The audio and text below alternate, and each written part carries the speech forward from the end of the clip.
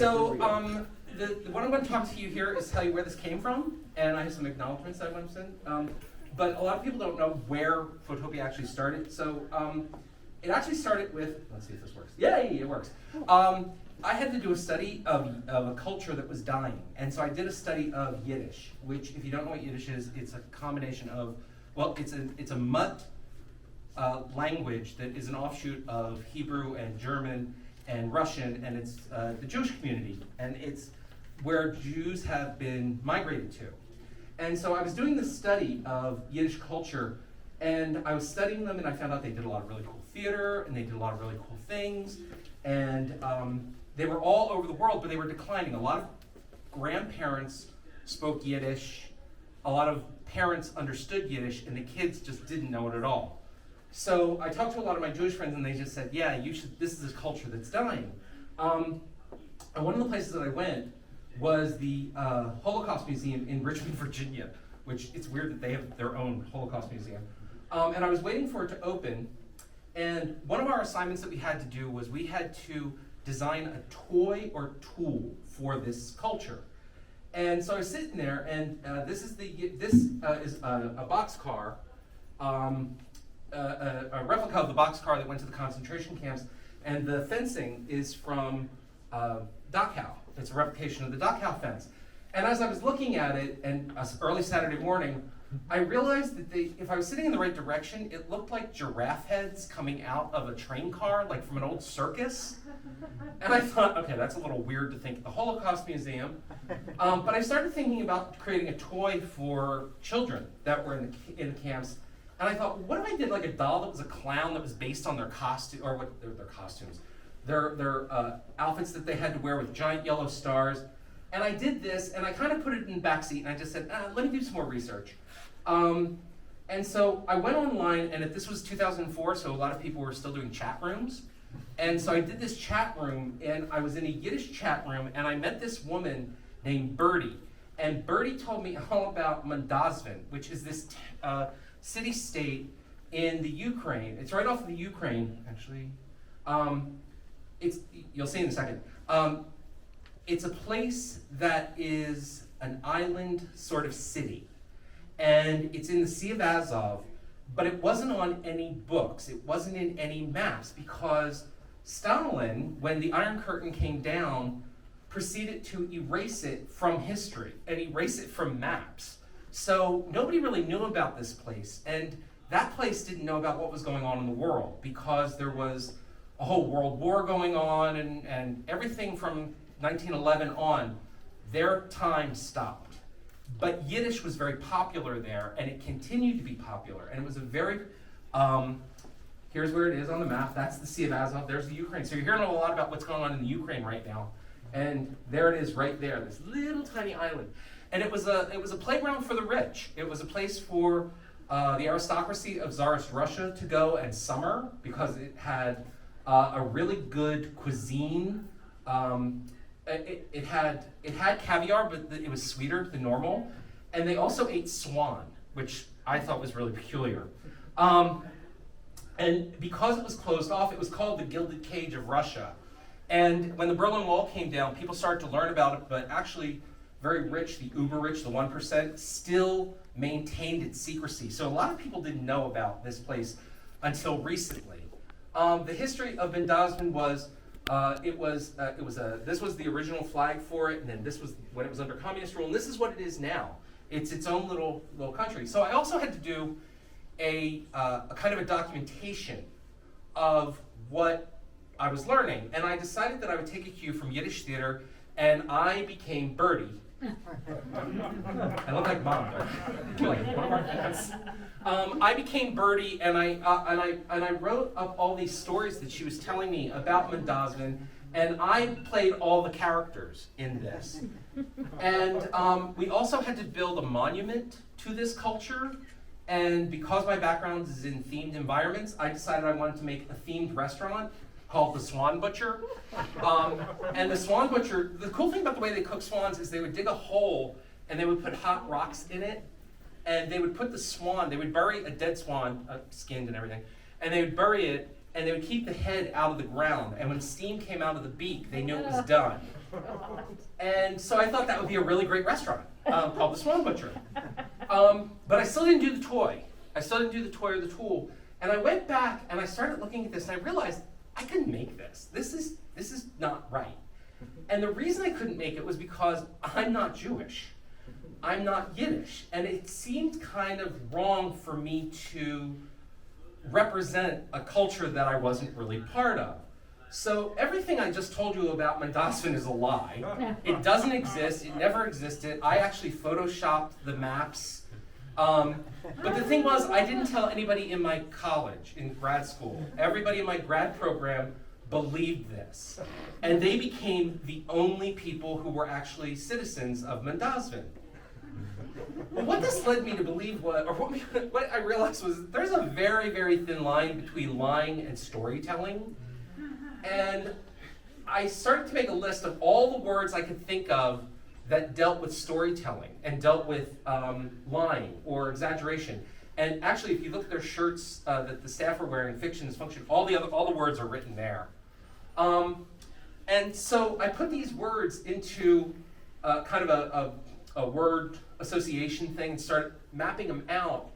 And when I got them into this phrase, I started realizing there's like perceived reality and simulated reality and hyper reality and story, and I went, this looks like a theme park.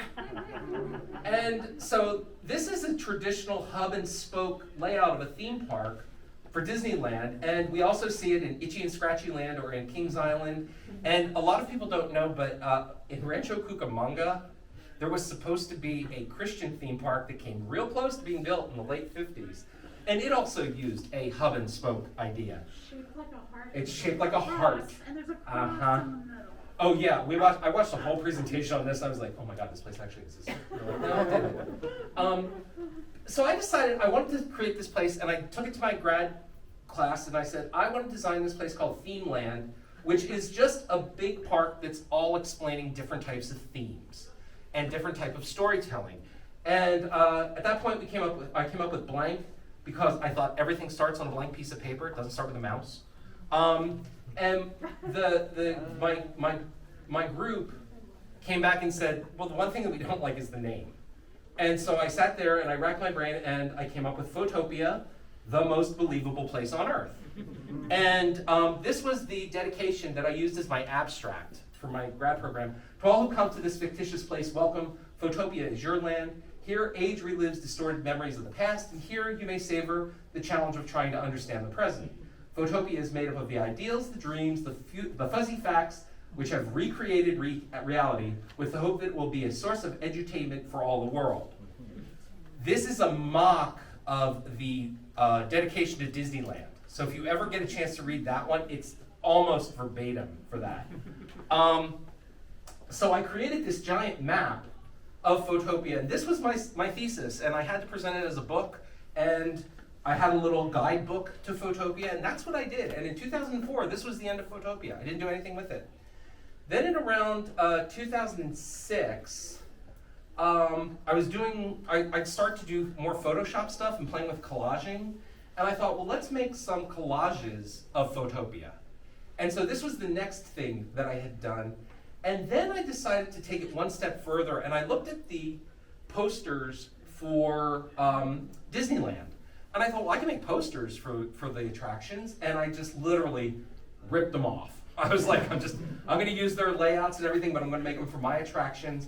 And then I added some extra ones too. And this was in 2007 and 8. And then in 2014, I decided that I wanted to write a book. And so I did A Visit to Fauxtopia, which is based on a book called A Visit to the Bronx, to the Central Park Zoo, which I had when I was growing up and I absolutely loved. And it's about Jack and Molly, and they get lost, they lose their parents, but Blank takes them on a tour of Fauxtopia. I have a Jack and Molly, don't I? There you go. And in 2014, it seemed like, and I was kind of done with Fauxtopia. I was like, okay, it's putting it to bed. And then 2016 happened. And in 2016, we were inundated with social media, and the term fake news came about. And what was great was, in Fauxtopia, there's a place called the Slanted Newsstand. And when fake news started being used as a buzzword on TV, all of my colleagues from grad school were like, oh my God, you talked about this. I was like, yeah, I can see the future. But I started getting interested in social media, and the one that I was really impressed with was all of the different types of documentaries, these mini little documentaries you can find on YouTube. And I found one on It's a Small World, which was about the history of the ride. Then it was this one that was talking about the restaurants at Disney World. And then I found one of this woman who does a piece called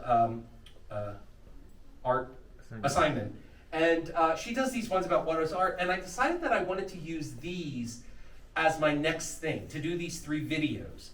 So I created these 3 videos, The Wonderful World of Theme Parks, Theme Park Eats, and But Is It Art? With Umberto Clement, which was fun. All of these were a blast to put together.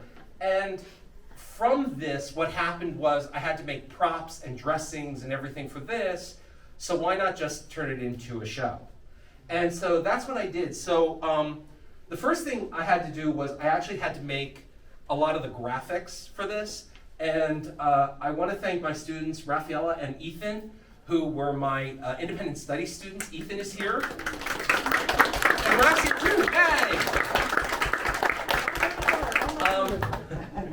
These guys were my two students that were touchstones for like, okay, here's what I want, here's what I'm looking for, and I would feed them graphics, and they just kept coming back with new and new different things for me, which was wonderful. So please, make sure you see their work. And then we had to do photographs. And you'll notice that the one photograph is, or the opening is of a takeoff on The Wonderful World of Disney. And Hadrian McQuaig decided, I asked him to be my tour guide fairy, and he very eagerly said, yes, give me a skirt. And my wonderful husband, photographer Matt, took all the photographs for me. So these guys were putting that together, and then I had to legitimize it by putting characters into it. And so I asked 2 of my friends, Amy Seeley and Ray Tellez, to stand in as a fabricator and the head of fabrication, GE, and Veronica Flute. And we actually came here during COVID when nobody was around in the summer, and we took over Building 13 and took a bunch of photos that day. And then it was all about like, how do we alter them? Next came I Needed Music, and I called upon more friends, Bailey and Hadrian, and Ryan's not here. It's his birthday, that's right. And I asked them to kind of make a mock version of The Wonderful World, so they did that for me. And Kevin David Thomas, I'm gonna talk about him in a minute. He actually wrote the Jingo Juxebox. So these were my music guys. These are the people, these were some of my other actors. Veronica Flute, Amy Seeley, is phenomenal, and Umberto Clement, her husband, Mike Ross, is they're both right there, right next to you. These guys really stepped up, and then my friend Ben Amick is from Atlanta. He was actually going to try to get here today. I was calling him from the road all summer and saying, I have this idea, could you do this? And he was like, yeah, sure, I have no problems. And he's a camera guy, so he just sent me video files and was like, is this working? And I'm like, great. I sent him the script. It was fabulous. These 2 went without a script. The Sham brothers are actually 2 of my friends who have a podcast called Behind the Curtain, Broadway's Living Legends. And I called on them and I just said, hey, could you guys do this? And they're like, well, what do you want us to do? And I gave them the outline of the script, and I went up with a camera, and we rented a studio or just a rehearsal studio in New York for the day. And I had to record them in one day, and they just riffed. And I came home with like so much footage of them that we did not use. So that may be a reel later on. Blooper reel. I had some other people who did voiceover, which was amazing. Tammy Small stepped in to play Dr. Veronica Dean, or Dr. Wilma Dean, who apparently wrote a book about propaganda and theme parks, which doesn't exist. But I've had people already ask me online, because these I put up online, and I've had people ask me already, like, where did I get that book? I'm like, Moose Matthew, who is a professional voiceover person who did the food one, blew me out of the water. When he sent that to me, it was like, oh my God, this is great. Adriana, sorry, is somebody who Moose introduced me to, and she did the voiceover from North Carolina. I've never met her, and she just sent me files.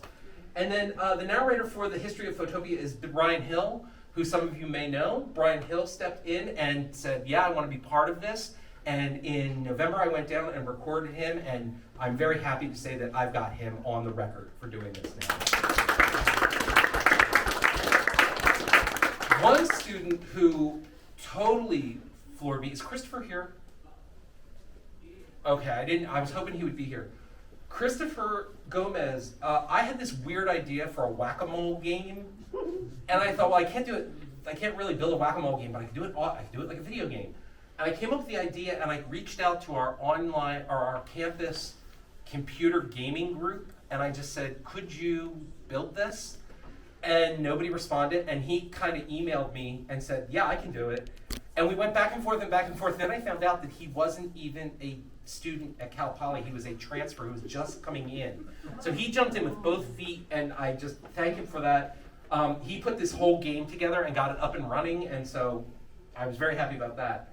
And then I had two alumni who stepped in for me, Jesus and Rachel, who Jesus was talking to me online one day, and I was like, how well do you know After Effects? Can you do some quick stuff for me? And he's like, yeah, sure. And he was like, send it to me. I sent him. He sent back this incredible version of the fuse. So when you see the fireworks blowing, that's him.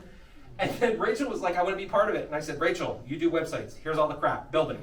And she literally just sent me and said, here it is. So there it is to go. Finally, some of the props that were made by my friends too. Jeremy Owen did all the Lego pieces. I was showing him some ideas, and he was like, yeah, you did this in Lego. And I was like, can you? And he built it all online, and then we got the pieces, and then he built it. And then I was like, okay, now I got to build a box. Bob built the tinfoil hat. He became a seamstress all of a sudden. And so I said, build the tinfoil hat for me, and he did. Megan Park, who I have known for over 45 years. No. Yeah. We're not counting. 45 or 35? Okay, 35. Don't add 10 years. Hard to recommend.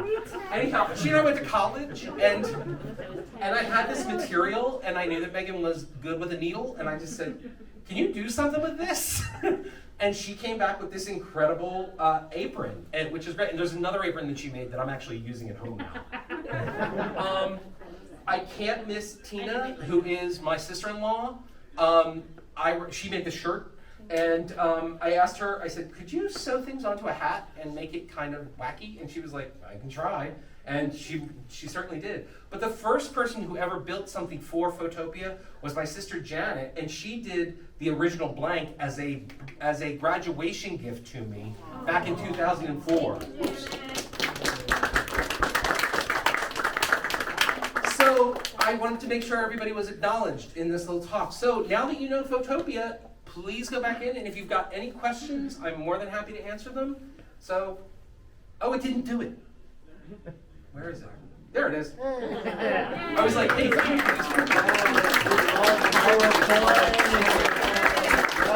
you.